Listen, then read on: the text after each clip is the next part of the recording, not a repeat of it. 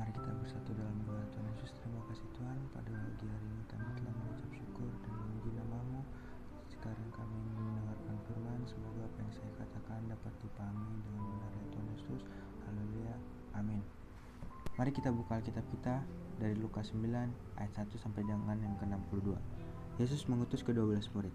Maka Yesus memanggil ke-12 muridnya, lalu memberikan tenaga dan kuasa kepada mereka untuk menguasai setan-setan dan untuk menyembuhkan penyakit-penyakit. Dan ia mengutus mereka untuk memberitakan kerajaan Allah dan untuk menyembuhkan orang. Katanya kepada mereka, janganlah membawa apa-apa dalam perjalanan. Jangan membawa tongkat atau bekal, roti atau uang, atau 2 helai baju. Dan apabila kamu sudah diterima dalam suatu rumah, tinggallah di situ sampai kamu berangkat dari situ. Dan kalau ada orang yang tidak mau menerima kamu, keluarlah dari kota mereka dan kebaskanlah debunya dari kakimu sebagai peringatan terhadap mereka. Lalu pergilah mereka dan mereka mengelilingi segala desa sambil memberitakan Injil dan menyembuhkan orang sakit di segala tempat. Herodes dan Yesus. Herodes raja wilayah mendengar segala yang terjadi itu dan ia pun merasa cemas, sebab ada yang mengatakan bahwa Yohanes telah bangkit dari orang mati. Dari antara orang mati, ada lagi yang mengatakan bahwa Elia telah muncul kembali, dan ada pula yang mengatakan bahwa seorang dari nabi-nabi dahulu telah bangkit. Tetapi Herodes berkata, Yohanes telah kupenggal kepalanya. Siapa gerangan dia ini yang kabarnya melakukan hal-hal demikian? Lalu ia berusaha supaya dapat bertemu dengan Yesus. Yesus memberi makan 5.000 orang. Sekembalinya rasul-rasul itu menceritakan kepada Yesus apa yang telah mereka kerjakan. Lalu Yesus membawa mereka menyingkir ke sebuah kota yang bernama Betsaida, sehingga hanya mereka saja bersama dia. Akan tetapi orang-orang banyak mengetahuinya, lalu mengikuti dia. Ia menerima mereka dan berkata-kata kepada mereka tentang kerajaan Allah, dan ia menyembuhkan orang-orang yang memerlukan penyembuhan. Pada waktu hari mulai malam, datanglah ke-12 muridnya kepadanya dan berkata, suruhlah orang banyak itu pergi, supaya mereka pergi ke desa-desa dan kampung-kampung sekitar ini untuk mencari tempat penginapan dan makanan, karena di sini kita berada di tempat yang sunyi. Tetapi ia berkata kepada mereka, kamu harus memberi mereka makan. Mereka menjawab, yang ada pada kami tidak lebih dari 5 roti dan 2 ikan, kecuali kalau kami pergi membeli makanan untuk semua orang banyak ini. Sebab di situ ada kira-kira 5.000 orang laki-laki. Lalu ia berkata kepada murid-muridnya, suruhlah mereka duduk berkelompok-kelompok, kira-kira 50 orang sekelompok. Murid-muridnya melakukan dan menyuruh semua orang banyak itu untuk duduk. Dan setelah ia mengambil 5 roti dan 2 ikan itu, ia menengadah ke langit, mengucap berkat, lalu memecah-mecahkan roti itu dan memberikannya kepada murid-muridnya supaya dibagi-bagikannya kepada orang banyak. Dan mereka semuanya makan sampai kenyang. Kemudian dikumpulkan potongan-potongan roti yang sisa sebanyak 12 bakul. Pengakuan Petrus. Pada suatu kali ketika Yesus berdoa seorang diri, datanglah murid-muridnya kepadanya. Lalu ia berkata kepada mereka, kata orang banyak, siapakah aku ini? Jawab mereka, Yohanes Pembaptis. Ada juga yang mengatakan, Elia, Ada pula yang mengatakan bahwa seorang dari nabi-nabi dahulu telah bangkit. Yesus bertanya kepada mereka, "Menurut kamu, siapakah aku ini?" Jawab Petrus, "Mesias dari Allah." Lalu Yesus melarang mereka dengan keras supaya mereka jangan memberitahukan hal itu kepada siapapun. Pemberitahuan pertama tentang penderitaan Yesus dan syarat-syarat mengikuti Dia. Dan Yesus berkata, "Anak manusia harus menanggung jawab penderitaan dan ditolak oleh tua-tua, imam-imam kepala dan ahli-ahli Taurat, lalu dibunuh dan dibangkitkan pada hari yang ketiga." Katanya kepada mereka semua, "Setiap orang yang mau mengikut aku, ia harus menyangkal dirinya, memikul salib setiap hari dan mengikuti aku. Karena barang siapa mau menyelamatkan nyawanya, ia akan kehilangan nyawanya. Tetapi barang siapa kehilangan nyawanya karena aku, ia akan menyelamatkannya. Apa gunanya seorang memperoleh seluruh dunia, tetapi ia membinasakan atau merugikan dirinya sendiri? Sebab barang siapa malu karena aku dan karena perkataanku, Anak Manusia juga akan malu karena orang itu, apabila ia datang kelak dalam kemuliaannya dan dalam kemuliaan Bapa dan malaikat-malaikat kudus. Aku berkata kepadamu, sesungguhnya di antara orang yang hadir di sini ada yang tidak akan mati sebelum mereka melihat kerajaan Allah." Yesus dimuliakan di atas gunung. Kira-kira 8 hari sesudah segala pengajaran itu, Yesus membawa Petrus, Yohanes, dan Yakobus lalu naik ke atas gunung untuk berdoa. Ketika ia sedang berdoa, rupa wajahnya berubah dan pakaiannya menjadi putih berkilau-kilauan, dan tampaklah 2 orang berbicara dengan dia, yaitu Musa dan Elia. Keduanya menampakkan diri dalam kemuliaan dan berbicara tentang tujuan kepergiannya yang akan digenapinya di Yerusalem. Sementara itu Petrus dan teman-temannya telah tertidur, dan ketika mereka terbangun, mereka melihat Yesus dalam kemuliaannya dan kedua orang yang berdiri di dekatnya itu. Dan ketika kedua orang itu hendak meninggalkan Yesus, Petrus berkata kepadanya, "Guru, betapa bahagianya kami berada di tempat ini. Baiklah, kami dirikan sekarang 3 kemah, satu untuk engkau, satu untuk Musa, dan satu untuk Elia."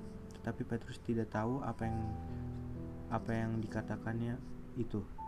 Sementara ia berkata demikian, datanglah awan menaungi mereka, dan ketika mereka masuk ke dalam awan itu, takutlah mereka.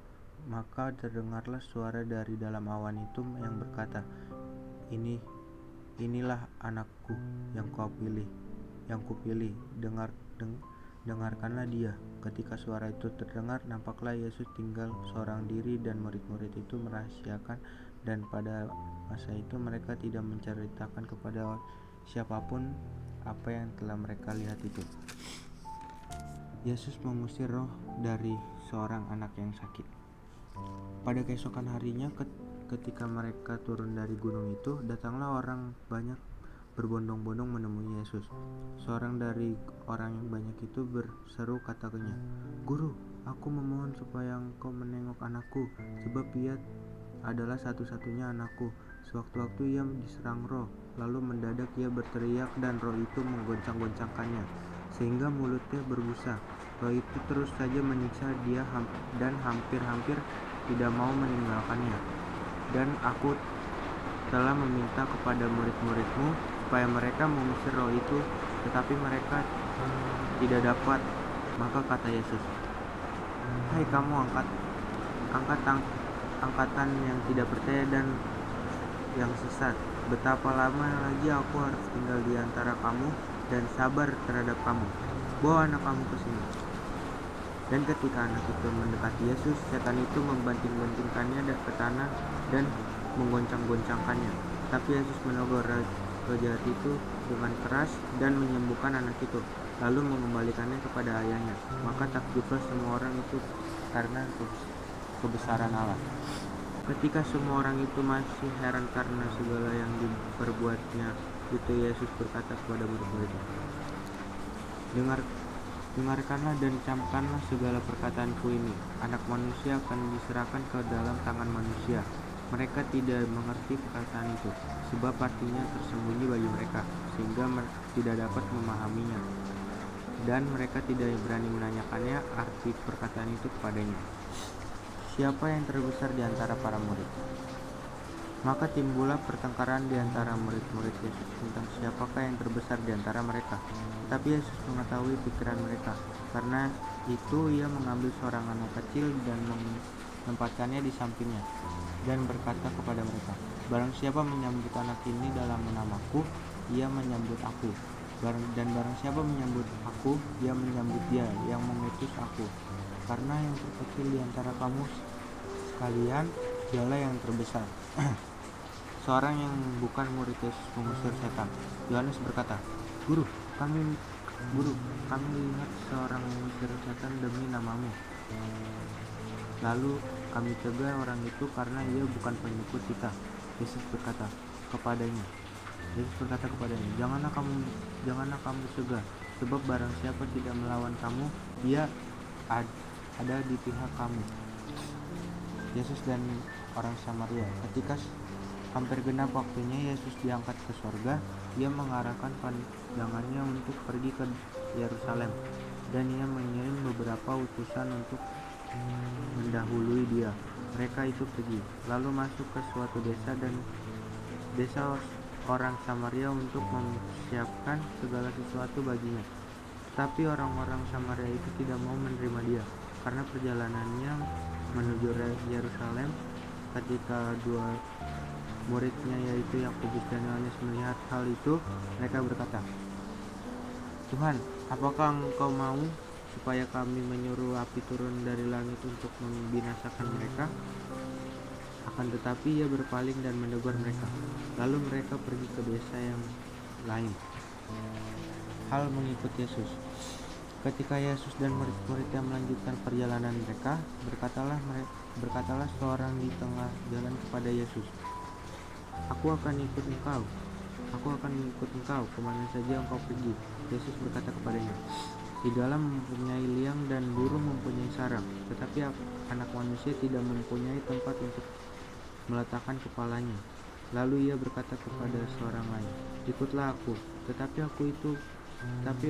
orang itu berkata, Izinkan aku pergi dahulu menguburkan Bapakku. Tetapi Yesus berkata kepadanya, Biarlah orang mati menguburkan orang mati, tetapi engkau pergilah dan beritakanlah kerajaan Allah di mana-mana.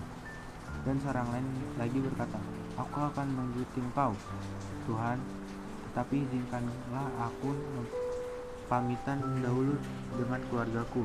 Tetapi Yesus berkata, Setiap orang yang siap untuk membajak tetapi menoleh ke belakang tidak layak untuk kerajaan Allah. Mari kita bersatu dalam doa. Tuhan Yesus, terima kasih Tuhan, pada pagi hari ini kami telah mengucap syukur dan membaca firman-Mu ya Tuhan. Kiranya apa yang saya katakan dapat dipahami ya Tuhan Yesus. Berkati juga aktivitas kami selanjutnya atas menjalankan PJJ yang akan datang. Semoga guru-guru juga dapat mengajarkan kami dengan baik ya Tuhan.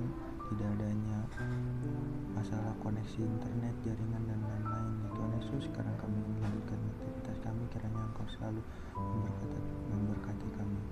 Terpujilah nama-Mu.